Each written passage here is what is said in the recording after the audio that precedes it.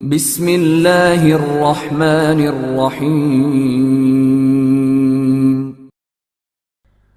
شارینہ کا دماغ اس آگ کو سمجھنے سے قاصر تھا جو اس کے وجود میں بھڑک اٹھی تھی۔ حدید اس کی یہ رویداد سنتا چلا جا رہا تھا۔ گھوڑے درمیانی رفتار سے چل رہے تھے۔ سورج اپنا سفر پورا کر رہا تھا اور افق کے قریب جا پہنچا تھا۔ ہری بھری ٹیکریاں ایک دوسری سے دور ہٹتی جا رہی تھیں۔ حدید نے اپنے ذہن میں انطاکیہ کی سمت رکھی ہوئی تھی۔ ہر 40-50 قدموں پر ٹیکریاں گھوڑوں کا رخ موڑ دیتی تھیں، لیکن حدید اپنے ذہن سے صحیح سمت کو نکلنے نہیں دے رہا تھا۔ شارینہ روانی سے بولتی چلی جا رہی تھی۔ اس کی آواز میں جل ترنگ جیسے ساز کا ترنم بھی تھا اور جذبات کا سوز بھی، لیکن جب وہ اس آگ کا تجزیہ کرنے لگی جو اس کے وجود میں بھڑکی تھی تو اس کی زبان رکنے لگی۔ اس نے اپنا سارا ماضی بیان کر دیا تھا، لیکن اس کی سوچوں میں جو انقلاب آیا تھا اسے وہ صحیح طور پر بیان کرنے سے قاصر ہوئی جا رہی تھی۔ وہ نہیں جانتی تھی کہ یہ انقلاب اللہ کا ایک عظیم انعام ہے جو خوش بختوں کو ہی ملا کرتا ہے۔ شارینہ بڑی حسین اور نوجوان شہزادی تھی، لیکن اس نے اپنے وجود کو اور اپنے کردار کو اور اپنی سوچوں کو شہنشاہیت سے پاک رکھا تھا۔ شہنشاہیت کا مقصد ہوتا ہے عیش و عشرت، اللہ کے بندوں کو حشرات الارض سمجھنا اور فرعونیت۔ شارینہ نے نہ عشق و محبت کا کھیل کھیلا، نہ اپنے حسن و جوانی کو دانہ و دام کی طرح استعمال کیا۔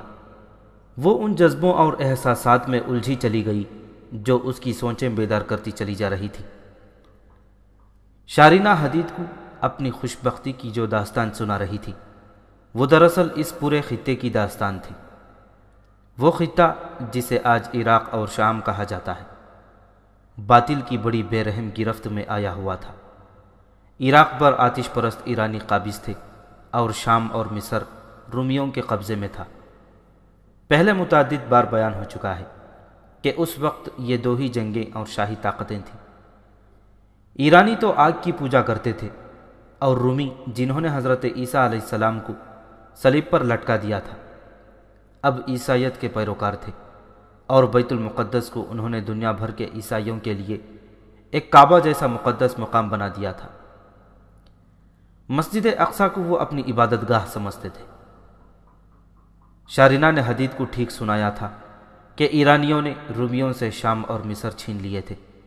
تاریخ کے مطابق 614 عیسوی کا یہ واقعہ ہے۔ اس وقت روم کا بادشاہ فوکاس تھا۔ وہ اپنی شاہانہ عیش پرستی میں ڈوبا ہوا تھا۔ اس نے اس اتنی بڑی شکست کو ہضم کر لیا۔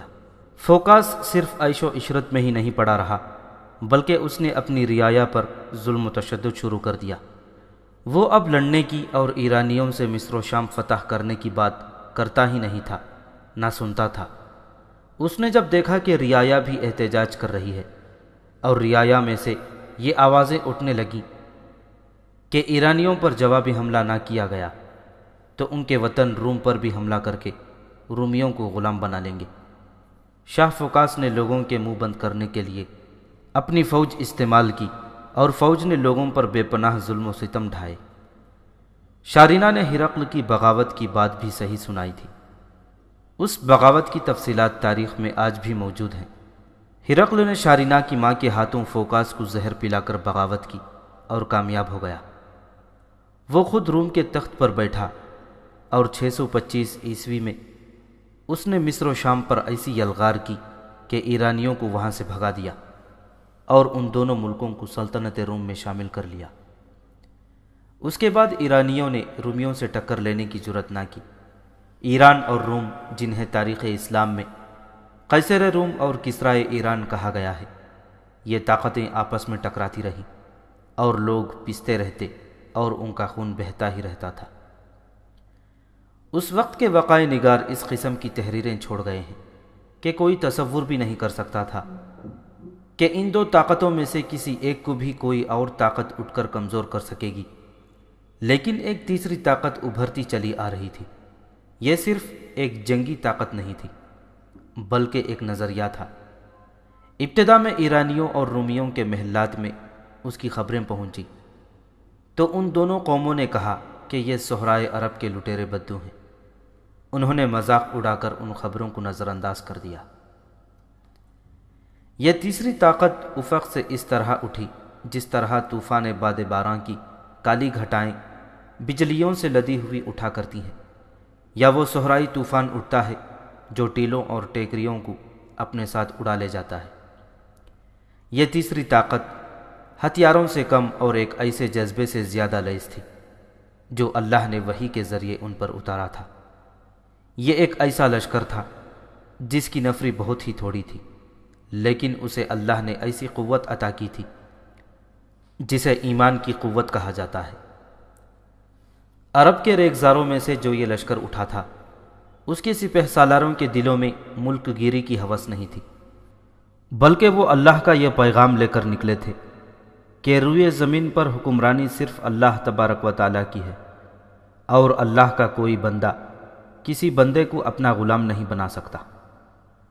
اللہ نے اپنا یہ پیغام اپنے رسول صلی اللہ علیہ وسلم کے ذریعے اتارا تھا۔ اللہ کے یہ پراسرار بندے باطل کو نیست و نابود کرنے کے لیے، انسانوں کو آزاد کرانے کے لیے، بنی نوع انسان کو بدی سے بچانے کے لیے، اور اللہ کے بندوں میں حقوق العباد کا جذبہ پیدا کرنے کے لیے نکلے تھے۔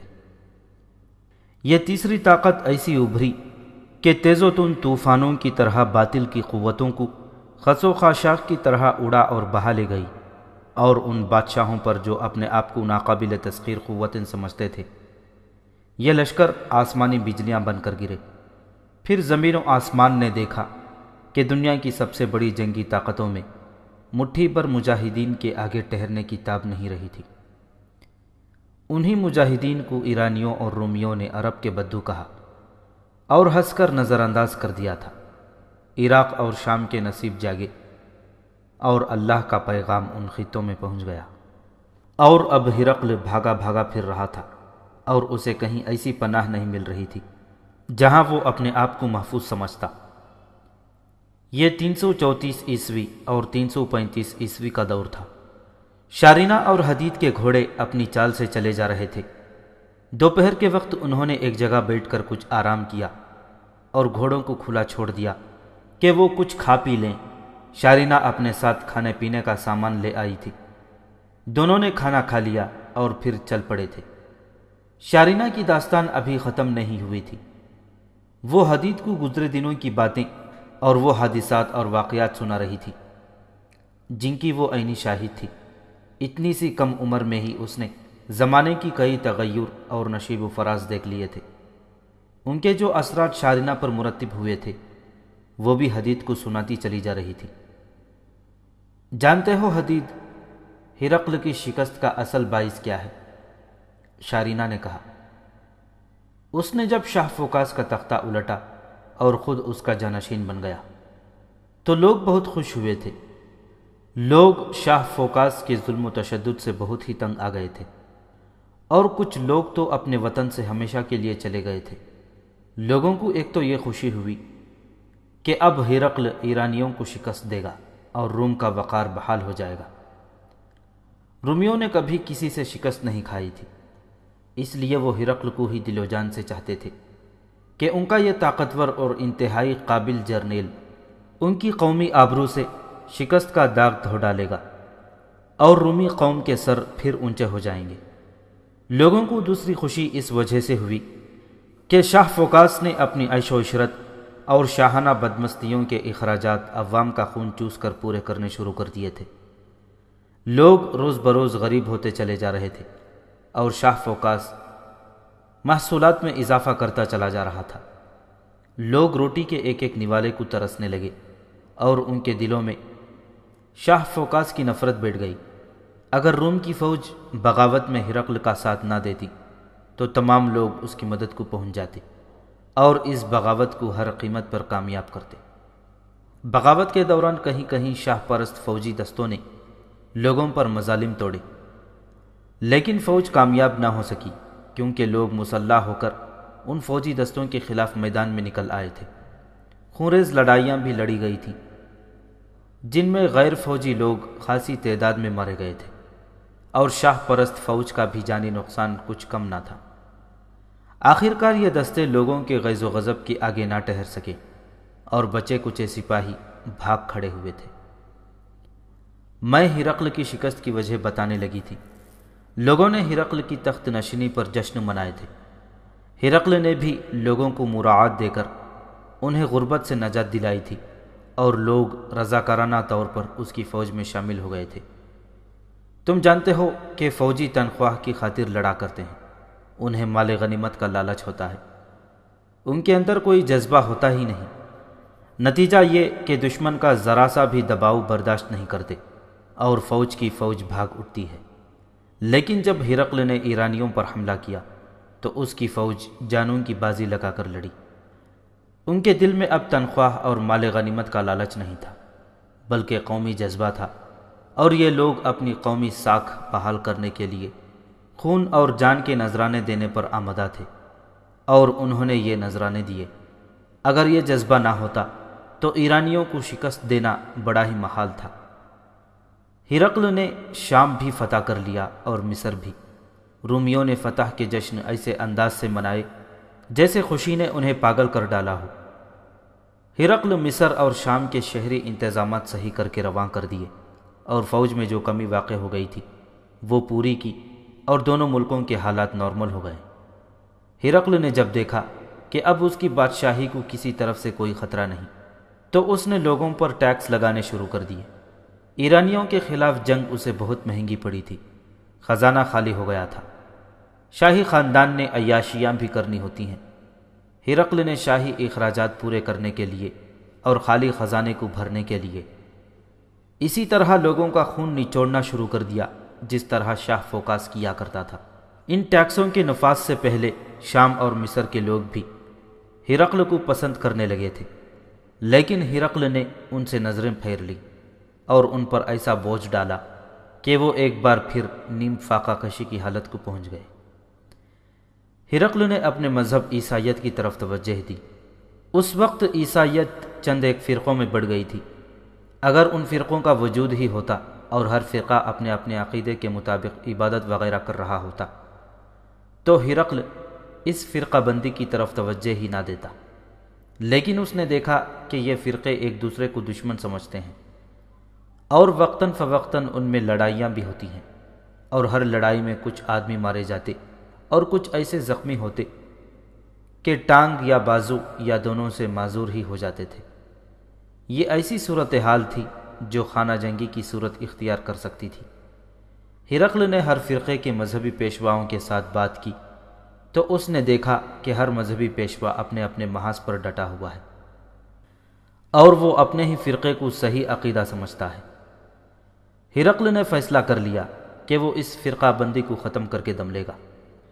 اس نے ایک سرکاری عیسائی مذہب تشکیل دے ڈالا اور حکم نامہ جاری کیا کہ تمام فرقوں کے عیسائی اس ایک فرقے میں آ جائیں اور کوئی دوسرا فرقہ موجود نہ رہے۔ ہرقل نے فرقہ بندی کو جرم قرار دے دیا۔ تم جانتے ہو کہ لوگ اپنے مذہبی عقیدوں سے دستبردار نہیں ہوا کرتے۔ لوگوں نے ہرقل کا حکم تو سن لیا، لیکن اپنے اپنے فرقے کے وفادار رہے اور ہرقل کا سرکاری مذہب قبول نہ کیا۔ ہرقل نے لوگوں کا یہ رد عمل اور رویہ دیکھا تو اس نے فوج کو پوری اجازت دے دی کہ وہ لوگوں کو سرکاری مذہب کی طرف لائیں، اور جو کوئی مزاحمت کرے اسے قتل کر دیں، چاہے قید میں ڈال دیں۔ فوج نے منمانی شروع کر دی۔ فوجی جس گھر میں کوئی خوبصورت عورت دیکھتے وہاں چھاپا مارتے اور گھر والوں کو خوف و ہراس میں مبتلا کر کے ان کی عورتوں کی بے حرمتی کرتے اور ظاہر یہ کرتے کہ یہ گھر یا یہ خاندان فرقہ بردی سے دستبردار نہیں ہو رہا۔ ایک طرف لوگ ٹیکسوں کے بوجھ تلے پڑے کراہ رہے تھے اور دوسری طرف ان پر زبردستی ایسا مذہب ٹھونس دیا گیا جسے وہ صحیح اور قابل قبول عیسائیت نہیں سمجھتے تھے۔ وہ لوگ بادشاہ کا تو کچھ بگاڑ نہ سکتے تھے، لیکن ہوا یہ کہ ان کے دلوں میں ہرقل کی نفرت پیدا ہو گئی، اور لوگوں نے افسوس کا اظہار کیا کہ ایک غلط قیصر روم کی خاطر قربانیاں دی تھیں۔ لوگوں کا رد عمل اس وقت سامنے آیا جب تم لوگوں نے شام پر حملہ کیا۔ میں جانتی ہوں ہمارے محل میں مسلمان کا نام آتا تھا، تو سب ہنس پڑتے اور مذاق کے لہجے میں کہتے تھے کہ عرب کے بدو حملہ کرنے آ رہے ہیں۔ وہ یہی کہتے تھے کہ یہ لٹیرے اور قزاق صرف لوٹ مار کرنا ہی جانتے ہیں۔ لیکن میں نے دیکھا کہ ہرقل کی فوج مسلمانوں کی پہلی ضرب ہی نہ سہ سکی۔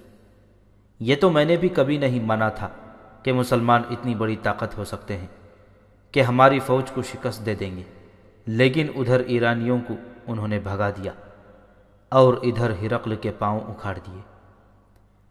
میں باہر نکل جایا کرتی تھی اور لوگوں سے پوچھتی تھی کہ مسلمان کیسے ہوتے ہیں اور وہ اتنی بڑی طاقت کس طرح بن گئے۔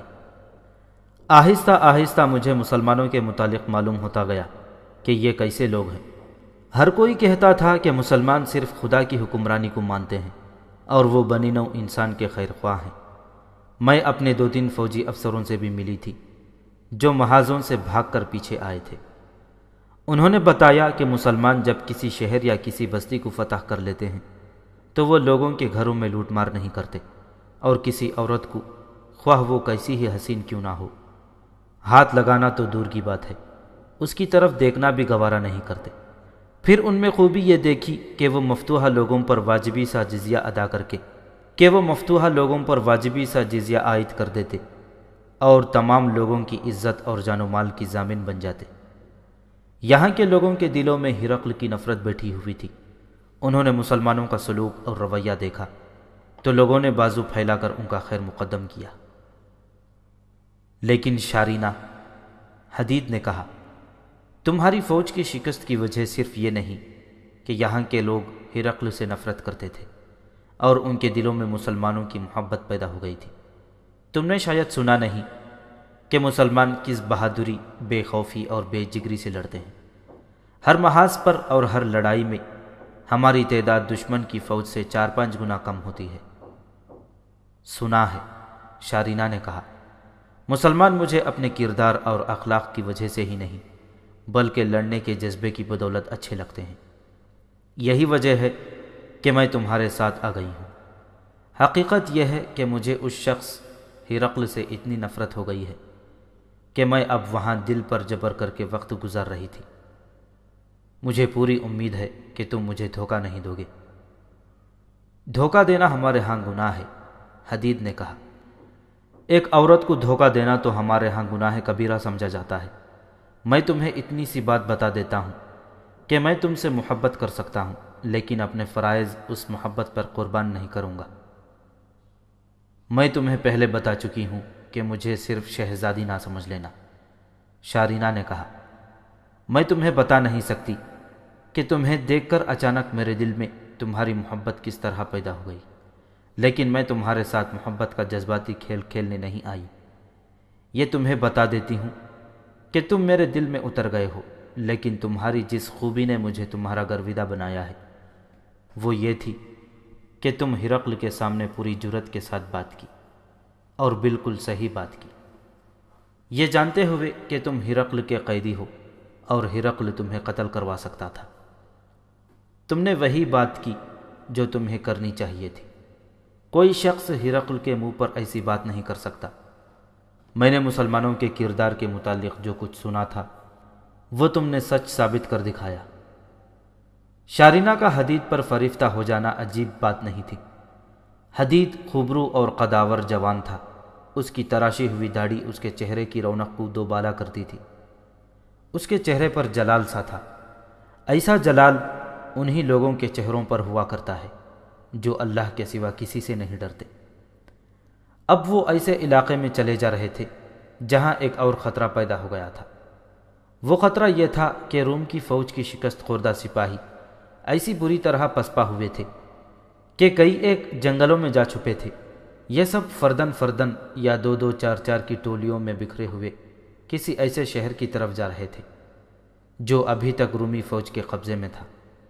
حدید اور شارینہ نے دور سے ایسے 3 فوجی دیکھے تھے لیکن وہ فوجی انہیں نہیں دیکھ سکے تھے۔ فاصلہ خاصا زیادہ تھا، سورج افق پر گیا تھا اور اب ان دونوں کو کہیں رک کر رات بسر کرنی تھی۔ کچھ اور آگے گئے تو حدید نے گھوڑا روک لیا اور شارینہ کے کندھے پر ہاتھ رکھا۔ شارینہ نے بھی گھوڑا روک لیا۔ حدید نے کان کھڑے کر لیے تھے۔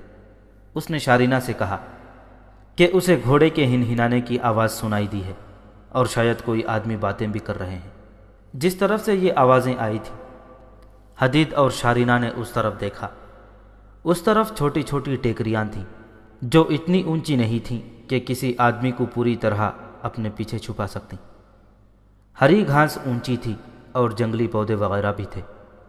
تقریباً 300 قدم دور حدید اور شارینہ کو 3 آدمیوں کے کندھے اور سر نظر آئے۔ وہ گھوڑوں پر سوار تھے اور گھوڑوں کے کان نظر آ رہے تھے۔ سورج ابھی غروب ہو رہا تھا۔ ابھی اتنی روشنی موجود تھی کہ اتنی دور سے آدمی دیکھے اور پہچانے جا سکتے تھے۔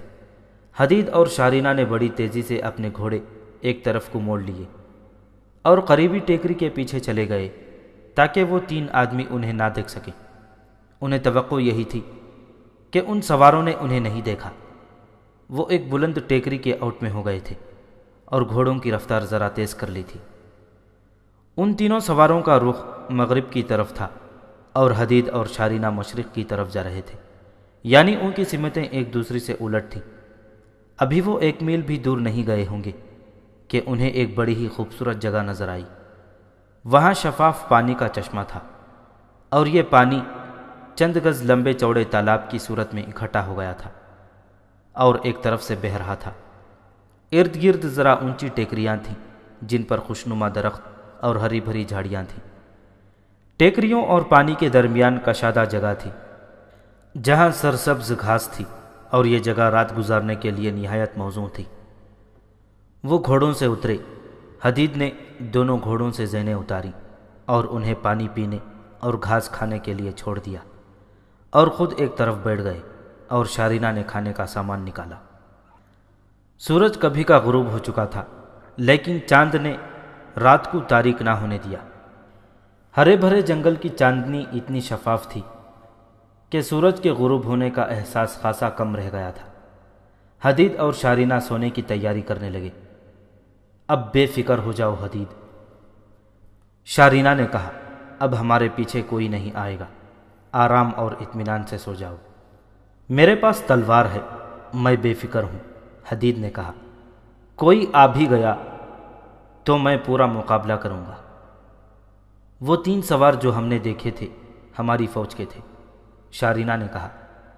اچھا ہوا انہوں نے ہمیں نہیں دیکھا تھا، اتنی دور سے میں پہچان تو نہیں سکی۔ شک ہوتا ہے کہ ان میں سے ایک کو میں جانتی پہچانتی ہوں۔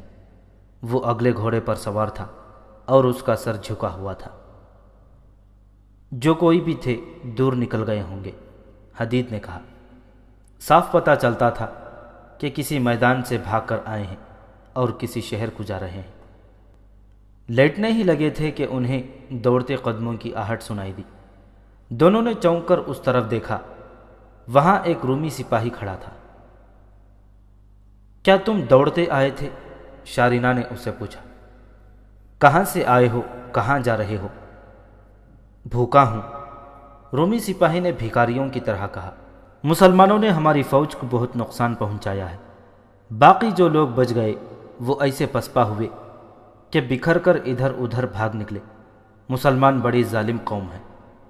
ہمیں بتایا گیا تھا کہ یہ عرب کے بدھو ہیں جو صرف لوٹ مار کرنا جانتے ہیں، ان سے لڑنے کی کوئی وجہ نہیں۔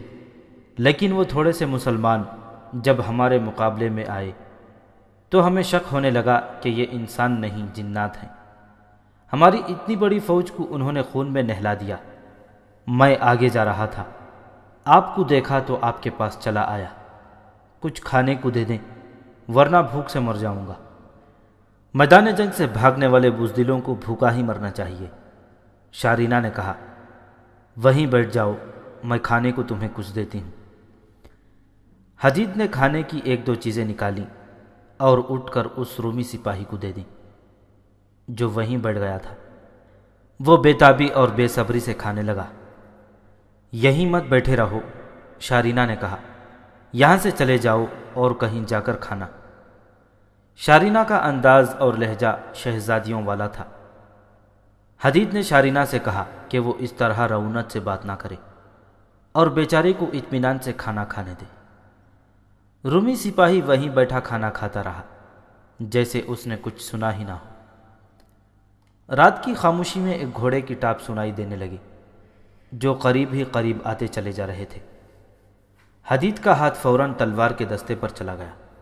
جوں جوں رات گزرتی جا رہی تھی، چاندنی اور زیادہ شفاف ہوتی چلی جا رہی تھی۔ جس طرف سے گھوڑے کے ٹاپ آگے بڑھ رہے تھے اس طرف دو چھوٹی ٹیکریوں کے سرے آپس میں ملتے تھے، لیکن ان کے درمیان راستہ تھا۔ ایک رومی سپاہی اس راستے پر نمودار ہوا۔ اس نے ایک گھوڑے کی باگ پکڑی ہوئی تھی اور گھوڑے پر ایک آدمی سوار تھا۔ انہیں دیکھ کر وہ سپاہی جو شارینہ کا دیا ہوا کھانا کھا رہا تھا اٹھ کھڑا ہوا اور گھوڑ سوار کی طرف چل پڑا۔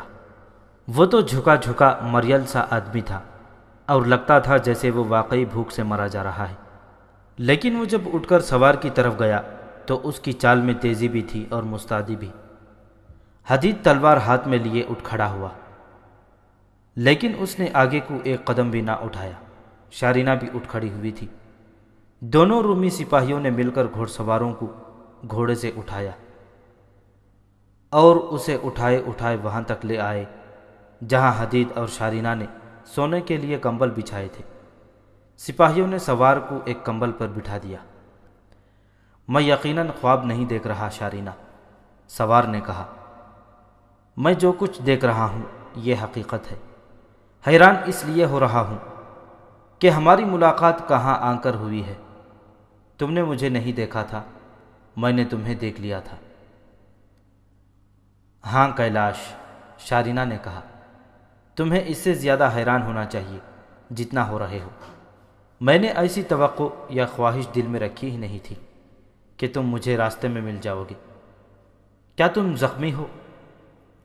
ہاں شارینہ، اس نے جواب دیا، دونوں ٹانگیں بری طرح زخمی ہیں، شاید ایک ٹانگ کی ہڈی بھی مجروح ہو گئی ہے۔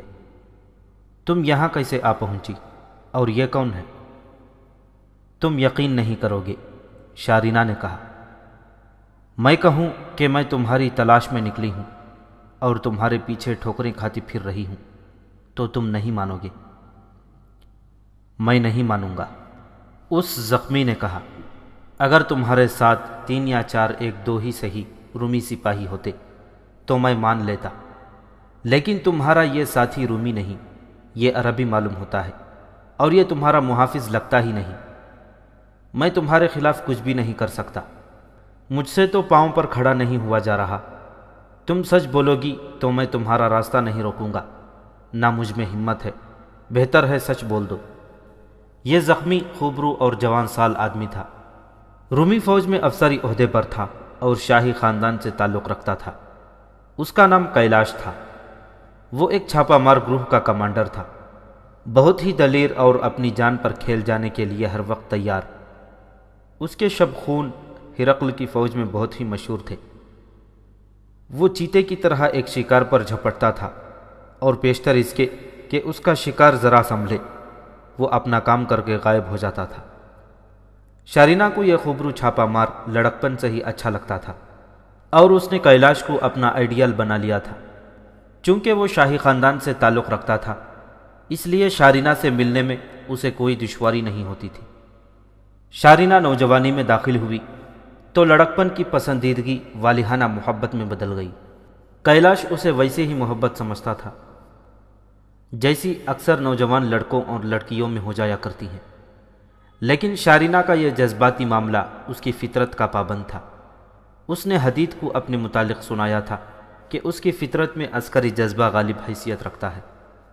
اس نے اپنی فطرت کا جو نقشہ حدید کو دکھایا تھا وہ کیلاش کو بھی دکھایا، لیکن کیلاش اس محبت کو صرف جذباتی رنگ دیتا تھا اور اس کی تان اس پر ٹوٹتی تھی کہ وہ شارینہ کے ساتھ شادی کرے گا۔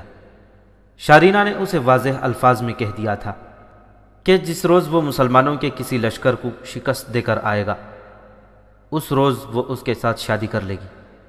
کیلاش کی بہادری اور بے جگری کو تو وہ بڑی اچھی طرح جانتی تھی اور یہی وہ وصف تھا جس نے اسے کیلاش کی محبت میں گرفتار کر لیا تھا۔ لیکن اس محبت کا کیلاش پر یہ اثر ہوا کہ اس نے جنگ پر جانے سے گریز شروع کر دیا اور کسی نہ کسی بہانے پیچھے ہی رہنے کی کوشش کی۔ شارینہ کو اس کی یہ عادت اچھی نہ لگی۔ وہ تو اسے کہا کرتی تھی کہ مجھے بھی ساتھ لے چلو اور میں بھی مردوں کی طرح لڑوں گی۔ کیلاش کو شارینہ کی یہ باتیں اچھی نہیں لگتی تھیں۔ وہ کہا کرتا تھا کہ وہ ایک خوشبودار پھول ہے جسے وہ پھول کی صورت میں دیکھنا اور سونگھنا چاہتا ہے، اور اس کی خواہش یہ ہے کہ جب وہ میدان جنگ سے واپس آئے تو شارینہ اسے اپنے بازوؤں میں لے کر اپنے ساتھ لگا لیا کرے۔ شارینہ پر اس کا اثر یہ ہوا کہ اس نے کیلاش کی جو تصویر اپنے ذہن میں بنائی تھی اسے کیلاش نے بدنما اور داغدار کر دیا۔ شارینہ نے اسے یہ تو نہ کہا کہ وہ جس کیلاش سے محبت کرتی تھی وہ کیلاش محض ایک تصور تھا، اور شارینہ تصور پرست لڑکی نہیں بننا چاہتی۔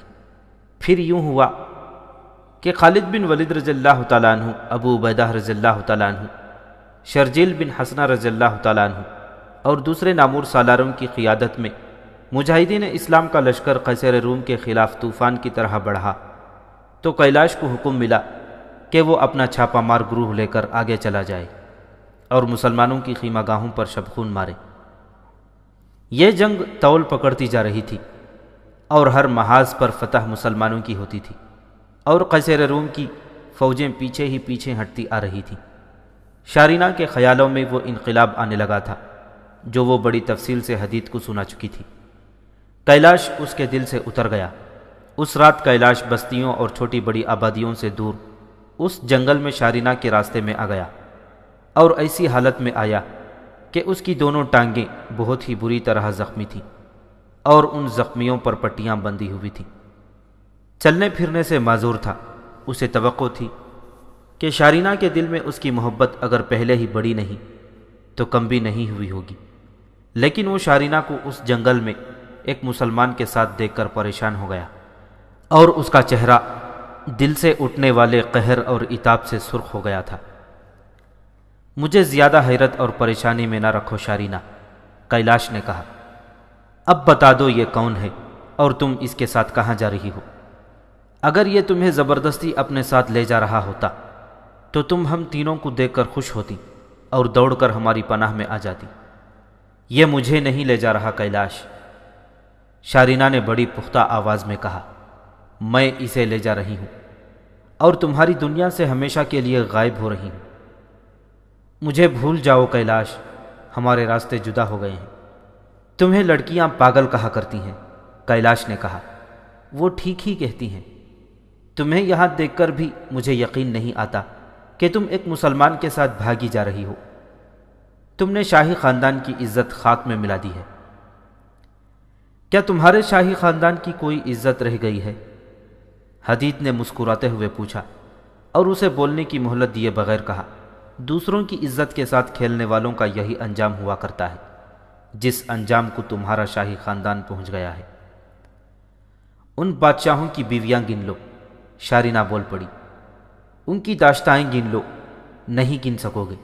شاہی خاندان کے آدمی جہاں کہیں کوئی خوبصورت لڑکی دیکھتے ہیں حکم دے دیتے ہیں کہ اسے محل میں پہنچا دو، فوراً ان کے حکم کی تعمیل ہوتی ہے۔ ماں باپ اور بھائی بہنوں سے کمسن لڑکیاں چھین چھپٹ کر اپنے ساتھ لے آتے ہیں۔ جو علاقہ فتح کرتے ہیں وہاں ان کی فوج لڑکیوں پر ٹوٹ پڑتی ہے۔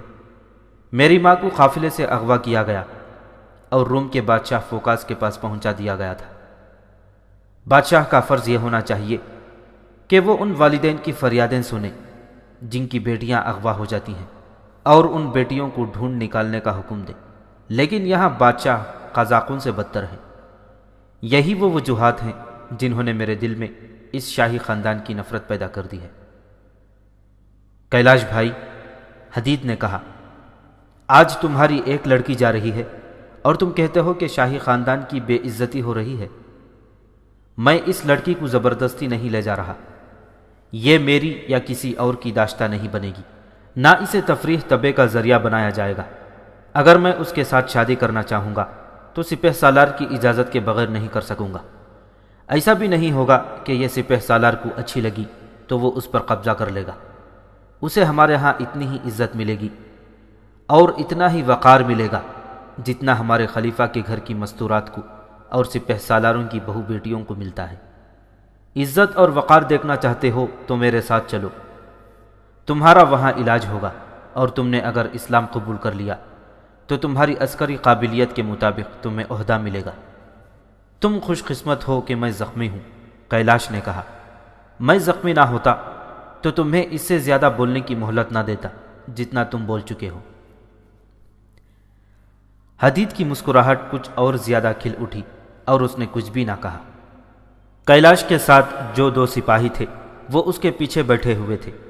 وہ شاید کیلاش کے حکم کے منتظر تھے۔ وہ اس گفتگو میں دخل نہیں دے رہے تھے۔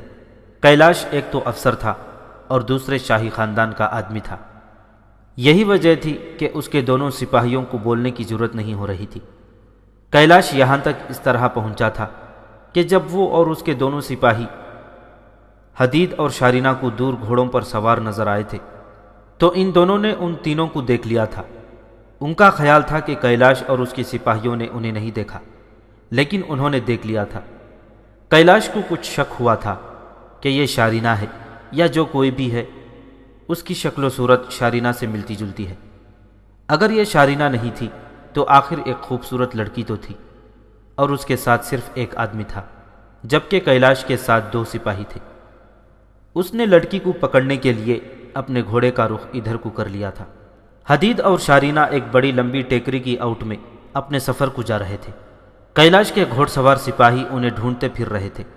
کیلاش نے انہیں روک کر کہا کہ گھوڑوں سے اتریں، گھوڑے پیچھے رہنے دیں اور پاپ یادہ دبے پاؤں انہیں تلاش کریں۔ کیلاش کہیں پیچھے رک گیا تھا۔ حدید اور شارینہ نے چشمہ دیکھا اور وہ جگہ انہیں اچھی لگی اور وہ وہیں رک گئے۔ رات تاریک ہو چکی تھی اور پورا چاند ابھر آیا تھا۔ آخر وہ دونوں سپاہیوں کو نظر آ گئے۔ دونوں اکٹھے آگے آئے تھے۔ ان میں سے ایک نے کہا کہ وہ کیلاش کو اطلاع دینے جا رہا ہے۔ وہ وہاں سے دوڑ پڑا اور یہ تھی قدموں کی وہ آہٹ جو حدید اور شارینہ نے سنی تھی، اور ادھر دیکھا تو ایک سپاہی کھڑا تھا۔ شارینہ نے اسے پوچھا تھا کہ وہ دوڑتا آیا ہے۔ اس سپاہی نے یہ فریب کاری کی کہ وہ بھوکا بھکاری بن گیا اور روٹی کی بھیک مانگنے لگا۔ شارینہ نے اس پر کچھ غصہ جھاڑا تھا، لیکن اسے واقعی بھوکا اور مجبور دیکھ کر کھانے کو کچھ دے دیا تھا۔ اتنے میں اس کا ساتھی کیلاش تک پہنچ گیا تھا، اور وہ کیلاش کو اور اپنے اور ساتھی کے گھوڑوں کو ساتھ لے آیا۔ کیلاش نے جب شارینہ کو قریب سے دیکھا تو اس کی حیرت کی انتہا نہ رہی کہ وہ تو تھی ہی شارینہ، اور اسے یقین نہیں آ رہا تھا کہ شاہی خاندان کی ایک لڑکی جنگل میں ایک اجنبی کے ساتھ پڑاؤ ڈالے ہوئے ہے۔ کیلاش نے شارینہ کے ساتھ اور بھی بہت سی باتیں کی، لیکن شارینہ پر کچھ اثر نہ ہوا۔ اس نے مسلمانوں پر لعن طعن کی اور اسلام کی بھی توہین کر ڈالی۔ شارینہ کو یہ تاثر دینے کی بھرپور کوشش کی کہ یہ مسلمان ڈاکو اور لٹیرے ہیں اور ان کا کوئی نہ خدا ہے نہ مذہب۔ میں خوش قسمت نہیں کہ تم زخمی ہو، حدید نے کہا۔ تم خوش قسمت ہو کہ معذور ہو اور پاؤں پر کھڑے نہیں ہو سکتے۔ ہم زخمی پر، عورت پر، بچے اور بوڑھے پر ہاتھ نہیں اٹھایا کرتے۔ تم نے میری بے عزتی کی ہے، میرے مذہب کی توہین کی ہے، لیکن میں تم پر ہاتھ نہیں اٹھا سکتا۔ یہ اسلام کا حکم ہے جسے تم اچھا نہیں سمجھ رہے، بلکہ کہتے ہو کہ یہ تو کوئی مذہب ہی نہیں۔ شارینہ، کیلاش نے کہا، اگر تم برا نہ جانو تو میں اپنے ان سپاہیوں کے ساتھ رات یہیں گزار لوں۔ میں برا کیوں جانوں گی؟ شارینہ نے کہا، جہاں جی چاہتا ہے وہاں لیٹ جاؤ، اور ہمارے پاس کھانے کا سامان ہے۔ حدید نے کیلاش سے کہا، لے لو اور کھا لو، کوئی اور ضرورت یا تکلیف ہو تو مجھے بتانا۔ مجھے کچھ نہیں چاہیے، کیلاش نے کہا اور شارینہ سے مخاطب ہوا، شارینہ، تم مجھ سے ہمیشہ کے لیے جدا ہو رہی ہو، میری صرف یہ بات مان لو کہ تھوڑی سی دیر کے لیے الگ میرے پاس بیٹھنا۔ بیٹھ جاؤں گی، شارینہ نے کہا، لیکن ایک بات میری بھی مان لو، مجھ سے دور جا کر لیٹنا۔ کیلاش نے اپنے سپاہیوں سے کہا کہ وہ یہاں سے تھوڑی دور ٹیکری کے قریب اس کا بستر بچھا دیں۔ سپاہی دوڑے گئے، گھوڑوں سے سفری بستر کھول لائے اور کچھ دور زمین پر بچھا دیا۔ دونوں نے کیلاش کو اٹھایا اور بستر پر لٹا دیا۔ کیلاش کے کہنے پر سپاہیوں نے اپنے سونے کا انتظام اس سے کچھ دور کر دیا۔ شارینہ کیلاش کے بستر پر جا بیٹھی اور اس سے پوچھا کہ وہ اور کیا بات کرنا چاہتا ہے۔ کیلاش اسے قائل کرنے کی کوشش کر رہا تھا کہ وہ اس کے ساتھ واپس چلے۔ شارینہ اسے اپنا فیصلہ سنا چکی تھی۔ کہ وہ واپس جانے کے لیے نہیں جا رہی۔ کیلاش منت سماجت پر اتر آیا اور پھر اسے مسلمانوں سے ڈرایا، لیکن شارینہ پر کچھ اثر نہ ہوا۔ آخر شارینہ اسے مایوس چھوڑ کر واپس حدید کے پاس جا پہنچی۔ وہ دن بھر کے تھکے ہوئے تھے، بڑی جلدی سو گئے۔